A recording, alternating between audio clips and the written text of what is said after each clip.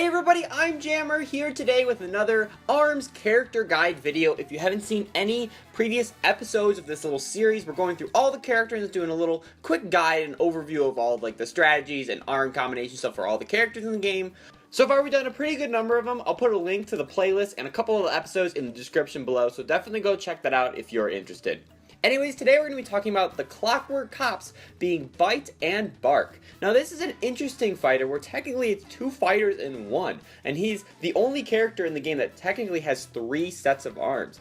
He's got the 2 attached to his body, just like every other fighter in the game, but he also has Barq, which has his own fist that comes out of his mouth that he'll periodically throw out to kind of mix with and mess with your opponents. So when facing a Byte and Barq player, you really have to take that in consideration, that not only to keep an eye on, you know, the fists or the arms that are going to be thrown by the main player who you're controlling, but as well as Barq, who's going to be moving around and scooting around and potentially hitting you and knocking you out of combos, or even grabs. I've seen that's happened to me so many times where it's awesome, where I'm in a grab and I'm about to get the last hit where it does, you know, the extra 100 or so damage, and Barq will come in for the rescue, do that quick punch to knock him out of it, and then I can get a quick grab on them, or use one of my arms to quickly take them out, which is fantastic. To effectively play Bytes and Barq, it's really all about positioning your character and making sure at all times you kind of know where Barq is. Obviously you don't want to rely on it too much, but because that is the gimmick of the character, it's to your favor to really take advantage of Barq and his abilities to really supplement your own and enhance Byte himself.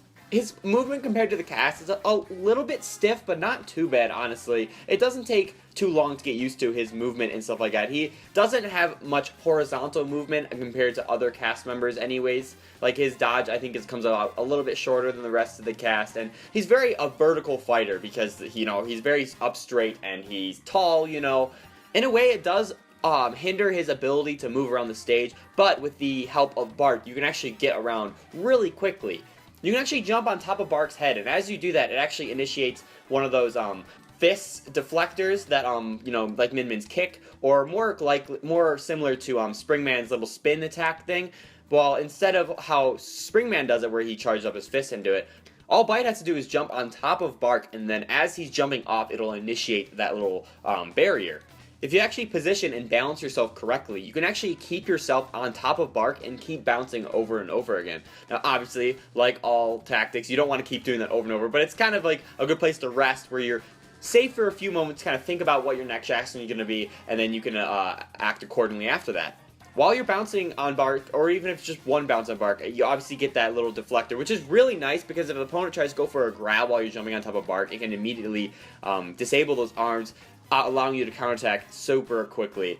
But another thing, you can actually, if you hold the jump button while landing on top of Barq to jump off, you actually jump extremely high. Matter of fact, I think one of the highest jumps in the game, on close to on par, or maybe even competing with Helix when he stretches out vertically and then he does that long leap afterwards. You can really use this to your advantage to get the height on your opponents, especially in like V-Ball, for example. You can jump nearly over the net to throw almost any sort of fist you want over the net, because some fists are more likely to go over than others just with certain arcs and stuff like that, but you can throw anything over the net as playing Barq and Byte, because you can just jump all the way over the net and throw your fist over, which is absolutely insane. But as far as while you're in battle, this actually works out really well, because then you can jump on Barq maybe 1 or 2 times, and then on the third one or something, initiate your really high jump to and then a dodge in the air to maybe get out of the way of your opponent's fist or whatever, or initiate some sort of counterattack.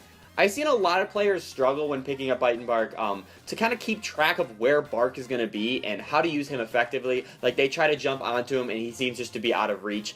And it's really all about just kind of getting used to the character, because I too as well, when I first started playing a Byte and Barq, that I noticed that Barq would feel like he'd be too far away, or when I tried to jump on him, he'd move right out of the way from where I was trying to land on him. But overall, I mean, the AI is pretty smart with trying to know where you're going to land, and it does its best to try to get near or underneath your jump as you're trying to initiate to jump on top of it. But again, like any other ability, it takes a little bit of skill and kind of just getting used to how Barq likes to move about the stage. In a way, you could say Byte is at his most vulnerable when Barq is taken out, which happens pretty frequently, and you can even do it yourself by punching him in the back of the head on accident. But all that really does is kind of limit his, movability and stuff like that, and obviously the third punch, which can be really effective sometimes. But you can still hold your ground as a regular fighter, you just don't have your little special ability, unlike the other fighters who will have it constantly.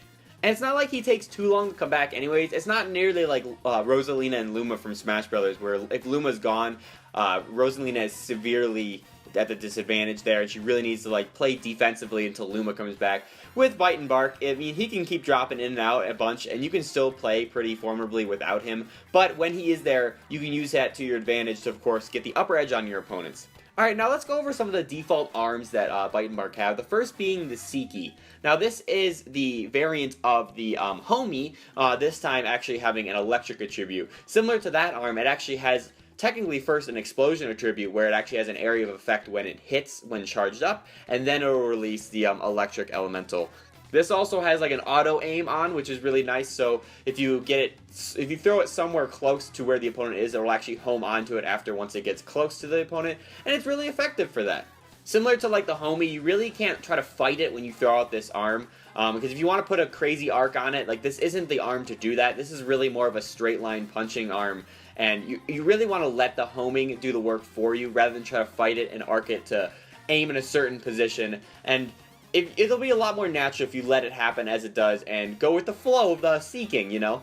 The electric elemental is definitely helpful here, but again, you have to be very careful that it doesn't go off on top of you, because if you do charge up the arm and it somehow gets deactivated or knocked out of the ground, or maybe it collides with something else on the way over, it'll explode on contact wherever it reaches. So if it is near you, it'll actually disable you, which leaves you at obviously a huge disadvantage there, because electric attribute, you know, drops both your arms, leaving you open for grabs and stuff like that. So you gotta be really careful using the Seiki, but I think it's actually a really good arm, especially like in doubles, because you can use that area of effect explosion to take out both of your opponents at the same time. I think this one might be better than the Homie, just because I like its electric attribute rather than the just the fire attribute. That's just me personally anyways, but you just gotta be really careful when throwing it out and making sure you don't explode it back onto yourself, because that happens more often than it should with me anyways. Alright, next let's move on to his second default arm, being the Cracker. Now this is very similar to the Popper, which Ribbon Girl has, but this one is a fire attribute rather than wind attribute. And it's a light arm, so it's really quick and it comes out really fast, but what's nice about it is actually it's pretty big for being a light arm, because most light arms are very small little fists, and they're usually spread across like an area. Like the Hydra is more vertical, the Tri-Shot is more horizontal, the Revolver, you know, shoots more linear, but they're all really small shots, and they can easily be knocked out by other medium arms, or especially heavy arms for that matter. But the pro of them, of course, is that they're quick. With the Cracker, however, it's actually more comparable to like, I'm almost say like a medium-sized glove in size, but it's also a light arm, which is nice because it makes it a lot easier to aim with and to hit your opponent accordingly. Because as it shoots out, the confetti that comes out kind of widens out in a circular motion, making it a bigger arm than it actually is. Granted, of course, this can be used to your disadvantage, being easier to knock out of the way. But what's nice is because it is quick as it is, you can throw it in there really fast for a quick punch to also come in with your medium arm afterwards to really counter with that. And it's really effective. It's all about using the Cracker effectively to throw it as a quick punch and not necessarily use it as an approach or anything, but more of a counter if they attack you and then you try to throw a quick punch in to knock them off balance, so then you can follow up with maybe a Seiki to totally explode and take them out maybe. Alright, finally let's go on to his third and final arm, being the Bub. Now this is basically the buff, and honestly, I don't know if I can tell the difference between the two. I mean, I've heard around that one's better at shooting more straight, while the other one's got better arcs. For I think the buff's more arcs, but Bub is more linear. I could be entirely wrong, but basically the gimmick of this fist is as you charge it up, it just increases in size. It's a medium-sized arm, but if you charge it up, it'll increase to nearly the size of a heavy arm, which is really fantastic. It's got really great damage output, especially for a medium arm. I mean, even though it doesn't have an elemental attribute, I think it actually is really effective if used accordingly and properly. The difference in size is actually a lot more effective than you might initially realize, just because you can use that to kind of use that as a defensive shield and knock other opponents' fists out of the air. It's also pretty quick for a medium arm. It's on the more speedier side, but obviously when it's bigger, it takes up a lot more space, and you can use that to rack up a lot of damage, because it does a lot for a medium arm. As far as my favorite combinations with his default stuff, I kind of like always using a Seiki and then either swapping out a Bub and a Cracker, depending on the mode anyways. I've started to like the Cracker a lot more lately, because like I've been previously talking about, using it as a quick arm to throw out to kind of punish your opponent, and the Bub is always good just because it's big and you can use it to knock a huge amount of damage into your opponent there. With his default arms, though, he doesn't really have an arm that's a wide arcing one, like a boomerang or a chakra or something like that. So as far as custom arms, that might be something I might put on Byte Barq, but especially because he does have a limited horizontal movement, unless he's using Barq and dodging out of that and jumping up and down. He's more vertical dodging with jumping and using Barq to spring him up, So potentially getting a wider arcing arm like a Slap-O-Man or something might be more beneficial for this character. But I don't know, I'd play around with it, because he also doesn't have any heavy arms either, and that might be kind of effective, because he is a little bit on the slower side of the spectrum of characters on the screen. I mean, obviously not as slow as, like, Master Mummy, or even Mechanica for that matter, but he is a tad slower than the rest of the normal cast. I think overall, when playing Byte Barq, it's really about managing where Barq is going to be, and that's not the hugest emphasis for playing this character, because like I said, you can still survive without him, but if you do use him properly, I've seen some really nasty combinations with Byte Barq, and that's really where this character is going to shine. Of all the characters with like the deflect punches ability with a little spiral thing, I've actually landed the most with Byte Barq because you can activate it as quick as you can, and unlike the other fighters who do have that ability, they usually are using it while in motion, like for example Min kicking in the air, going a certain direction horizontally, same with Springman, where he moves to the side horizontally to charge up his fist, for example, or when he lands on the ground. While Byte Barq's a little bit different, where he's actually, while he's landing and jumping up in the air, he's activating this ability. And because you're in the air anyways, it's actually harder to hit, for that matter, already, unless they are already above you and trying to throw a grab. But you can even deflect that with Barq's little spiral thing. For anyone trying to pick up this character and get better at him, that's what I recommend the most, is really just kind of get used to the movement of this character and learning how to predict where Barq is going to be better, so then you can every time land on him when you mean to initiate to jump onto him. Because if you keep misfiring, obviously that's going to leave you a little bit more vulnerable, because maybe you're expecting the shockwave to go off when you just miss Barq and fall on the ground. The ability of having 3 arms of the character is definitely really beneficial. It's not as overpowering as you might first think anyways, because obviously it's 1 extra arm for your opponent to think about.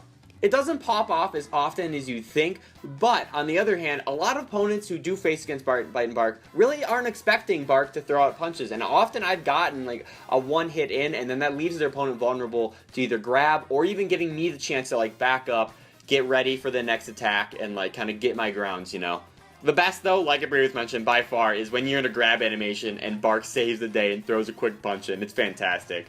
But anyways, for you Byte Barq players out there, what are tips, tricks, and strategies you might have for playing this character? Or do you have any favorite arm combinations outside of his default 3? Definitely let us know in the comments. Give this video a big awesome like, and if you haven't already, subscribe for tons more on Nintendo ARMS and all sorts of Nintendo Switch content. I plan to do character guides for the entire cast of this game, and I think we're at 5 now, so we still have 5 more to go, so definitely put in the comments what character you want to see a guide for next. Also, if you want to test your luck and play against me in ARMS, we live stream throughout the weekend actually playing ARMS tournaments and other stuff like that. Usually on Fridays it's at 3 p.m. Pacific, and then the weekends it's usually 1 p.m. Pacific, just to get a little bit earlier for you guys in the other time zones. So if you're interested, definitely come on by. It's a lot of fun. Anyways, I think that's everything for now. Thanks again so much for watching, and I will catch you in the next one. See ya!